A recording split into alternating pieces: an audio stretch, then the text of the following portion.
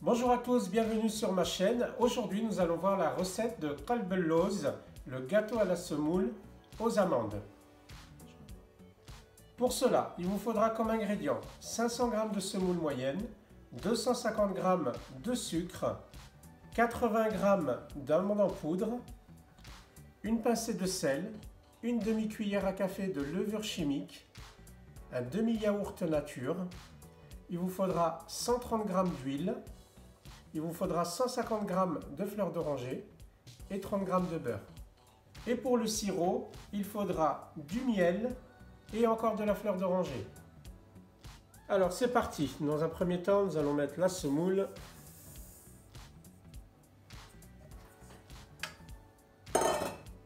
Et on va incorporer le sucre.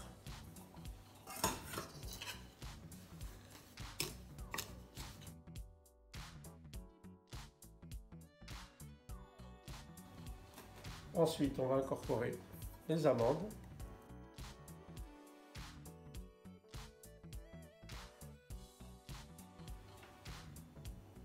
Allez, on va mettre une pincée de sel.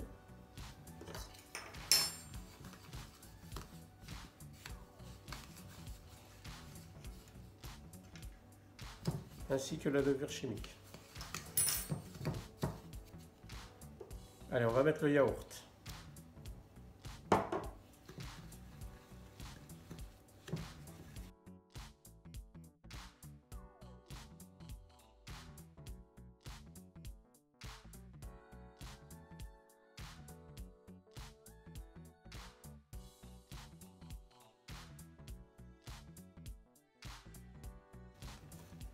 Prenez vraiment le temps de bien mélanger, comme ça tout s'incorpore ensemble.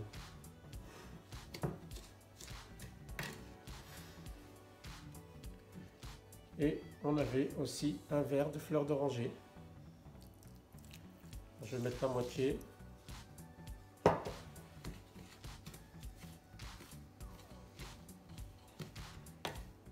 Bien mélanger.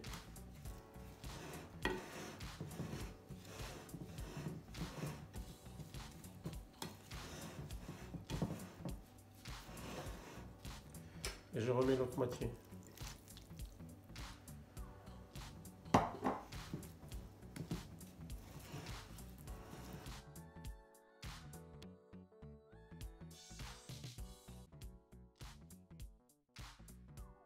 Voilà, une fois que vous avez bien mélangé, eh bien vous allez servir dans votre plat qui va aller au four.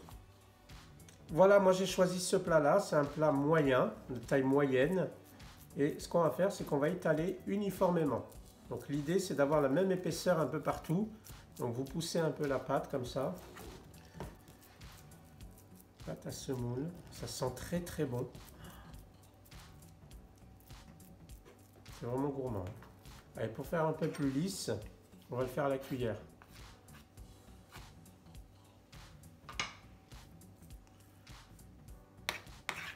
Voilà. Ça va vous permettre de bien lisser les bords.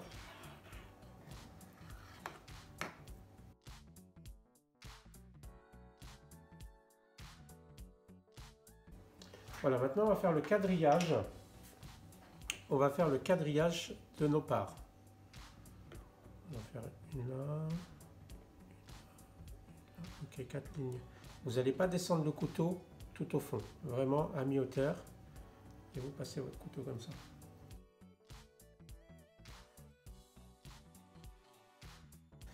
Alors tout à l'heure, je ne l'ai pas dit, mais vous pourrez prévoir des amandes pour la décoration. D'accord ? Donc moi j'ai choisi des amandes émondées. Vous pouvez en choisir avec de la peau.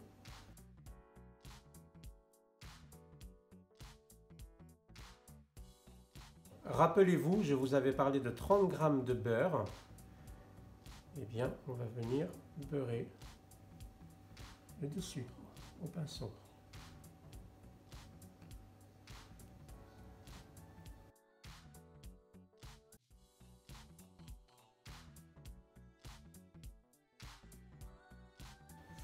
Et maintenant, on va enfourner à 180 degrés. Donc là, tout dépend de la puissance de vos fours.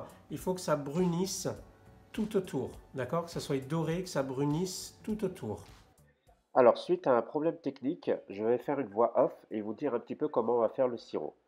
Avant ça, je m'excuse vraiment, je suis congestionné ce soir en faisant le montage, donc désolé pour la voix. Alors, pour faire le sirop de ce Kelbelose, il va falloir verser 300 millilitres de miel.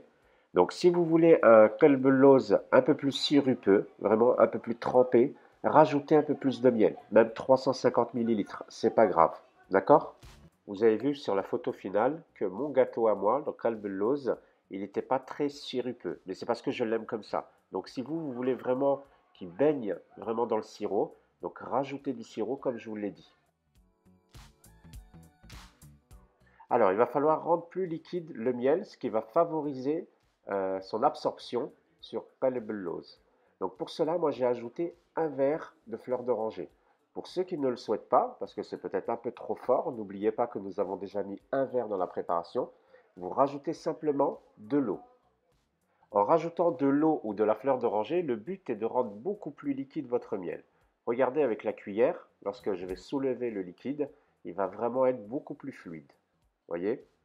Donc vous continuez à faire ça pendant quelques secondes, voire même peut-être une minute, histoire de bien délayer votre miel, que ça soit très bien liquide et votre crème bellows va bien absorber.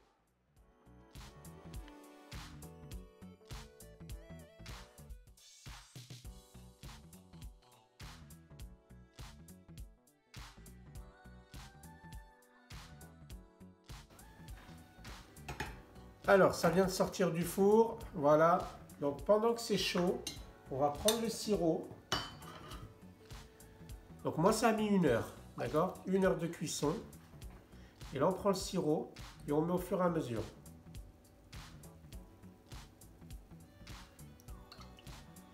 On met à peu près la moitié comme ça. Et tant que ça boit, tant qu'on en met. Voilà, tant que ça boit, on en met.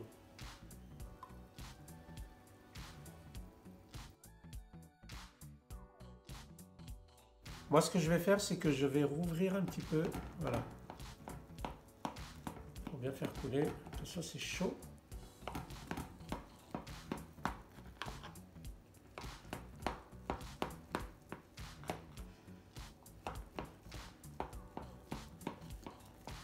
Voilà. Allez. Je verse le reste de mon sirop. Petit à petit.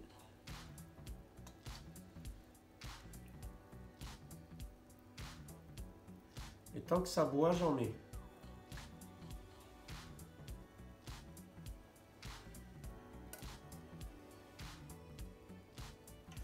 Voilà.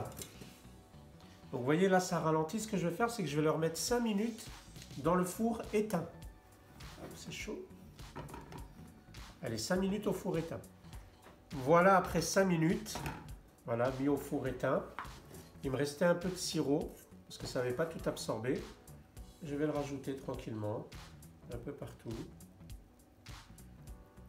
Voilà. Ça sent très très bon.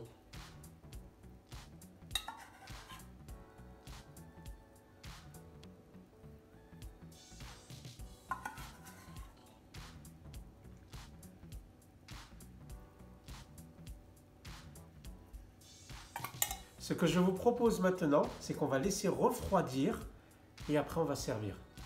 Voilà mes amis, on y est, ça a refroidi, on s'est coupé une petite part, regardez-moi ça, on va se régaler. En tout cas, si cette recette vous a plu, n'hésitez pas à le mettre en commentaire sous cette vidéo et mettez un pouce bleu. À très bientôt et bonne régalade!